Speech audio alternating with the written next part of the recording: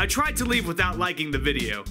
I was dick slapped by the like button. Joker, no. It's King Prepare! Alright, you guys, so in this video, I wanted to talk about Nationals. And I not only wanted to talk about, you know, the best deck for Nationals, which of course is going to be Zoo, but I also wanted to announce that I will be at Nats. I'll be having to do the LCQ because, like I said in yesterday's video, I had like 3 invites last year and I didn't end up, you know, getting to go to Nats because I had to work. And then this year, I didn't really play a whole lot of Yu-Gi-Oh! So I have to, you know, get my invite. Scrub! But anyways, I will be there at the LCQ. MetaMats is going to be there. I talked to Chris, you know, Team Innovation Chris. He will be there. I'm sure John will be there. Simu is going to be there. So yeah, guys, it's going to be a really, really fun time. If you guys see me, feel free to, you know, come up and talk to me and stuff. I mean, I sign stuff for people at every regionals that I go to, so Nats is not going to be any different. I try to talk to everybody. It's always just really, really fun, you know, hanging out with everybody. And I was actually talking to, you know, Team Innovation Chris, and he said that there's a bar close, like some sort of bar close to Nats or whatever, because it's going to be in some mall thing or something or another.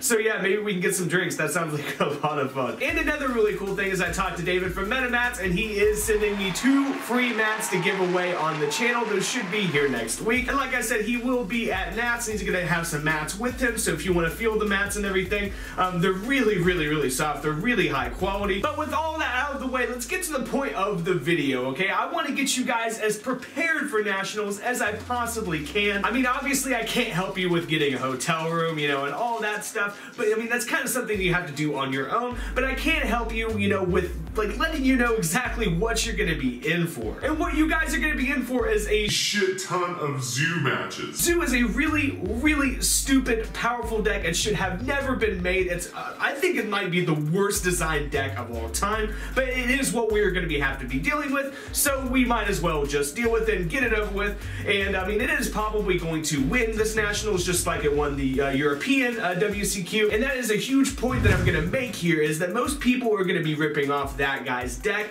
from the European WCQ because Zoo went 17-0. He went 17-0 with that deck. Everyone here is going to be ripping off that deck profile. That's going to be their template. So since that's going to be your template, play test against that deck over and over and over and over again. Build the deck, play with the deck. That is the best way to know how to beat a deck, is to play with it. I cannot say that enough. So I guess that's my biggest #1 tip, is to know exactly what you're playing against and to play the deck that you're going to be playing against so you know exactly how to beat it. And the next thing is you need to know how to beat Zoo variants. You know, True Draco Zoo is the next best deck, so you need to have your outs to Masterpiece. Because if you don't have your outs to Masterpiece, then you're going to have a bad time. The best way to out Masterpiece really is to attack over it, so Utopia the Lightning and cards like that are your best option. So since you literally know for a fact that you're going to be playing 123 rounds of Zoo. I mean, not literally 123 rounds of Zoo, but it will sure as hell feel like it. So since you know that, you need to go ahead and main deck cards that go against Zoo. I highly recommend playing Maxi. You know, it's not as consistent as it used to be, but Maxi is phenomenal against Zoo, guys. It is so good. It's actually good against everything. Maxi is probably the best card in the game. Like, it really, really is. It lets you go so plus. It lets you see so many cards.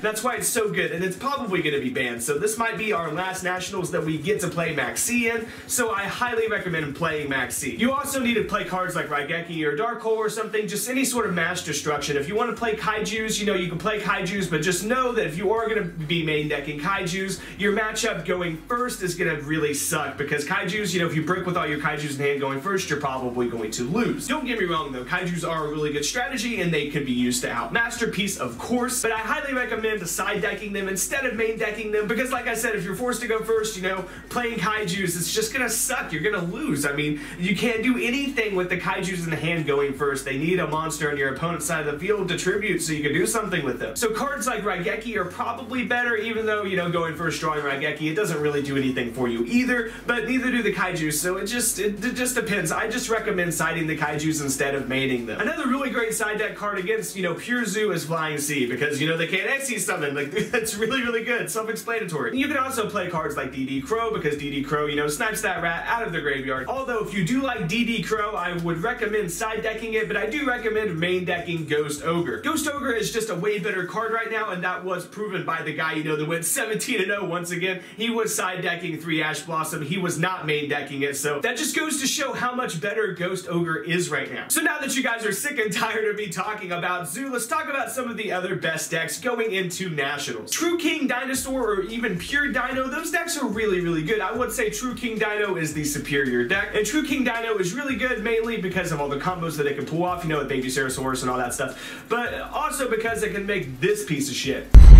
And the next deck, of course, is going to be like the deck that I'm rooting for to win the whole thing, and that is Pendulum Magicians. Or actually just Pendulums in general, because, I mean, you can come up with some crazy Pendulum, you know, hybrid and really, really play well. I came up with a really good Performapal Metalfoes deck that's pretty nuts. It goes super plush, you know, and gets out, you know, it makes really, really good boards. But the thing is about Pendulums is they kind of have to go first. They really, really have to go first, especially with cards like D-Barrier running around. They really need to go first. But even with D-Barrier running around, the deck is really powerful. I mean, their Pendulums, of course, is the most powerful mechanic in history, so I would not count them out at all. And then next, of course, you have like your Wind Witch Invoke shenanigans, which, you know, makes Crystal Wing with ease, which is always broken. I just feel like Invoked decks just can't make, you know, really, really big pushes, like and make really big boards.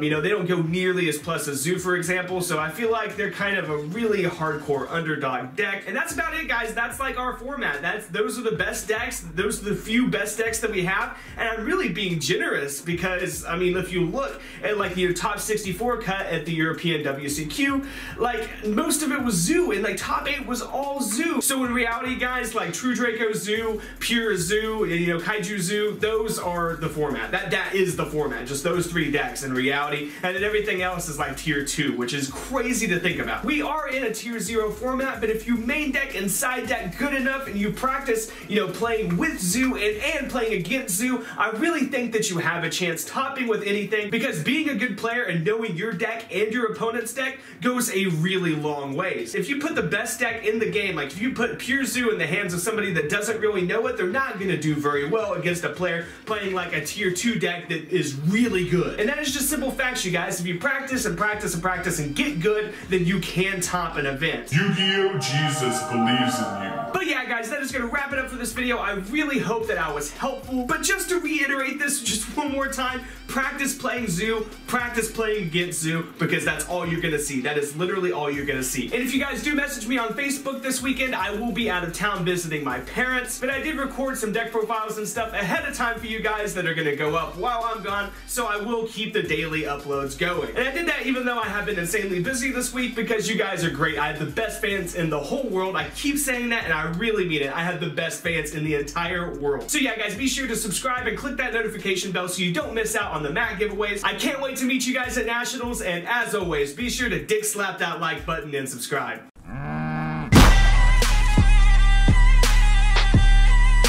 Subscribe!